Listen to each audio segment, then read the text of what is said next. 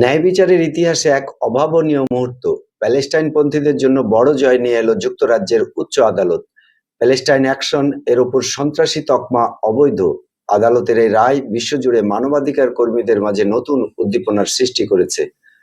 দীর্ঘদিন ধরে চলা আইনি লড়াইয়ের পর আদালত স্পষ্ট জানিয়ে দিয়েছে যে শান্তিপূর্ণ প্রতিবাদ বা সক্রিয় অবস্থানকে ঢালাওভাবে সন্ত্রাসবাদ হিসেবে আখ্যা দেওয়া আইনের শাসনের পরিপন্থী।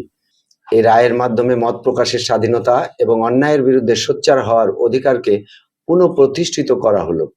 রায়ের মূল দিকগুলো হলো বাক স্বাধীনতার জয়ে রাজনৈতিক সক্রিয়তাকে অপরাধ হিসেবে গণ্য করার প্রচেষ্টাকে রুখে দিয়েছে আদালত।